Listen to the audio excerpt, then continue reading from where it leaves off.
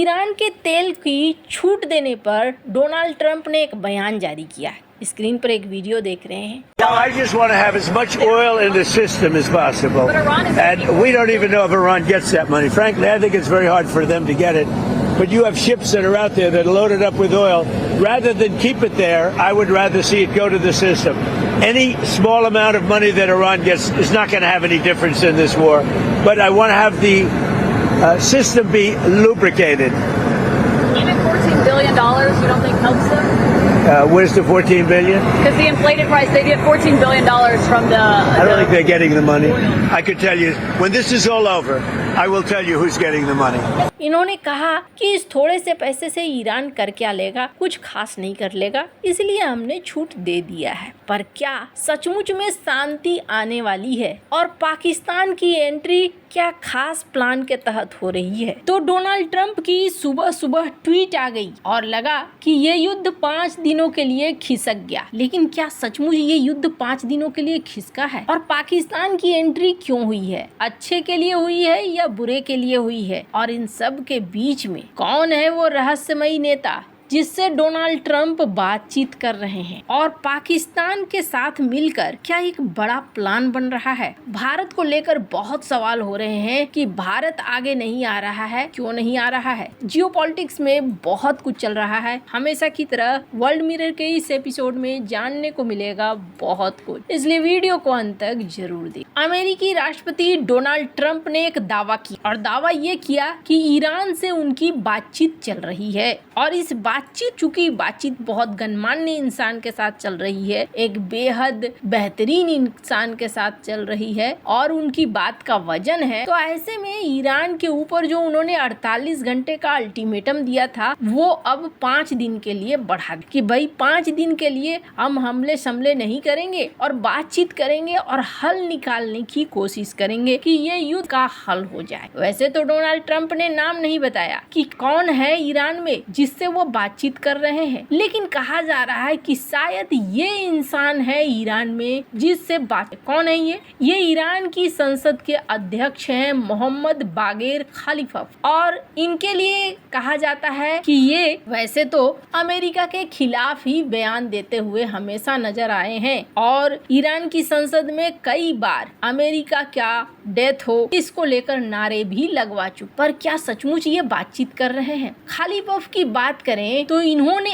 X पर लिखा कि अमेरिका के साथ कोई बातचीत नहीं हुई। अब ऐसा क्यों कहा जा रहा है? और कहीं न कहीं ये चीज थोड़ी सी देखने को मिल रही है कि जैसे ही डोनाल्ड ट्रंप ने कहा कि सीज फायर है 5 दिन के लिए, कोई युद्ध शुद्ध नहीं है, तो मार्केट में एक उछाल देखने को मिला। भारत ही नहीं अमेरिका के मार्केट में भी देखने को मिला। और डोनाल्ड ट्रंप ने ये बयान कब दिया? डोनाल्ड ट्रंप ने ये बयान सोमवार को दिया, मार्केट खुलते ही, जिसके बाद असर भी देखने को मिला है। लेकिन ईरान की तरफ से क्या कहा गया? अभी जिस नेता की बात हो रही है उन्होंने खलीफफ ने क्या कहा है? उनका कहना है कि अमेरिका के साथ कोई बातचीत नहीं हुई है, ये सिर्फ इकोनॉमिक हेर फेर, तेल बाजारों में हेर फेर के लिए इस तरह के शब्दों का इस्तेमाल किया जा रहा है। बाजार जिसमें अमेरिका और इजराइल फंसे हुए हैं और हम ऐसा नहीं है कि किसी तरीके का समझौता करने जा रहे हैं। हम यहाँ पर जब तक हमारे उद्देश्य पूरे नहीं हो जाते तब तक हम लड़ेंगे।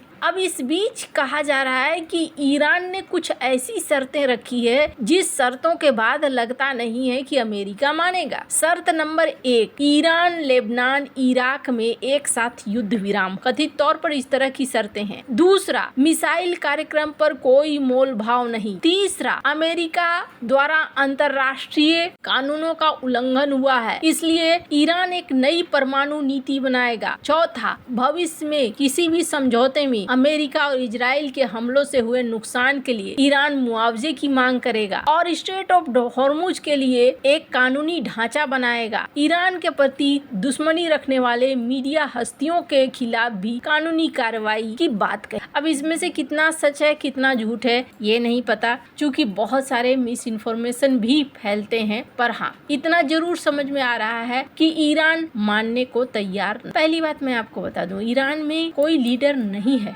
ये बात मैंने पहले भी कहा था कि उनकी लीडरशिप इस वक्त खुद समझ में नहीं आ रहा है कि कौन लीडर है और कौन नहीं है। दूसरी तरफ एक और चर्चा बहुत जोर शोर से चल रही है और भारत में भारत का विपक्ष भी ये कह रहा है कि देखो जी, पाकिस्तान निकलकर सामने आ गया है, पाकिस्तान सुलह करवा रहा है अमेरिका और ईरान के बीच में, और भारत कहाँ है? भारत को ये सुलह करवानी थी तो पाकिस्तान करवा रहा है। पहली बात ना, ये बड़ा कॉम्प्लिकेटेड मैटर है। ट्रम्प के मामले में कोई अगर सुलह कराने के लिए या किसी तरह की मीटिंग कराने के लिए पहुंचता है तो वो किसी तरीके की गारंटी नहीं ले सकता है। पहली बात, ट्रम्प कल को क्या करेंगे क्या नहीं ये कहना मुश्किल है। दूसरी बड़ी बात ये भी कहा जा रहा है कि हो सकता है पाकिस्तान ईरान को एक बड़ा झटका दे। मैंने शुरू में भी कहा था कि इस पूरे युद्ध में एक टारगेट जरूर दिख रहा है और वो टारगेट है खर्ग आइलैंड। खर्ग आइलैंड पर कब्जा करना, इसको लेकर कई एक्सपर्ट पहले भी कह चुके हैं कि अमेरिका कहीं न कहीं खर्ग आइलैंड पर कब्जा करना चाहता है, और अगर कब्जा करना चाहता है तो फिर अमेरिका को जमीनी तौर पर उतरना होगा ईरान के अंदर। अब जब ईरान के अंदर उतरना होगा तो उन्हें कथित तौर पर वक्त चाहिए। अब ये मैं नहीं कह रही हूँ, अमेरिकी थिंक टैंक चैथम हाउस की विशेषज्ञ डॉक्टर सनम वकील, इनका कहना है कि वैश्विक बाजार को शांत करने के लिए एक विराम दिया गया है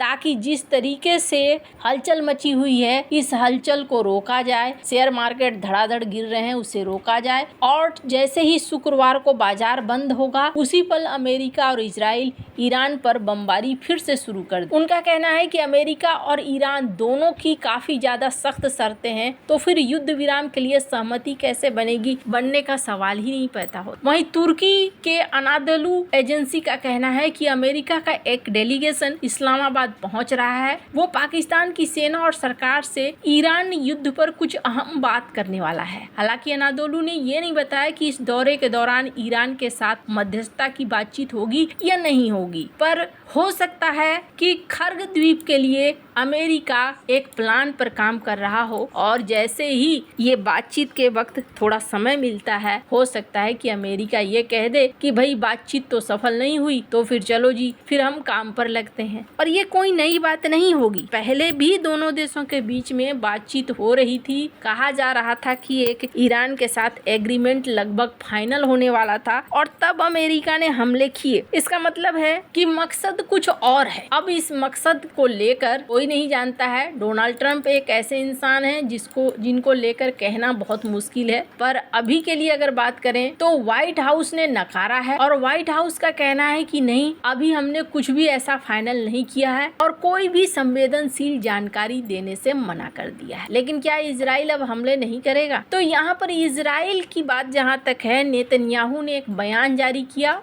और कहा कि अच्छी बात है, दोनों देश बातचीत कर रहे हैं, बातचीत करके हल निकालना चाह रहे हैं, लेकिन लेबनान और ईरान पर हमले जारी रहेंगे। इसका मतलब साफ है कि अभी तक यहाँ पर कुछ खास निकल कर नहीं आया है, पर देखने वाली बात होगी अगले 5 दिन में क्या होता है। राहत की बात यह है कि 5 दिन तक सीज फायर है, काफी चीजें हो सकता है इस बीच सुलझ जाए या हो सकता है उलझ जाए। वैसे आपको क्या लगता है, इन सब मामले में आपकी क्या राय है? कमेंट कर जरूर बताएं। जल्द मिलते हैं अगले वीडियो में नई खबर के साथ।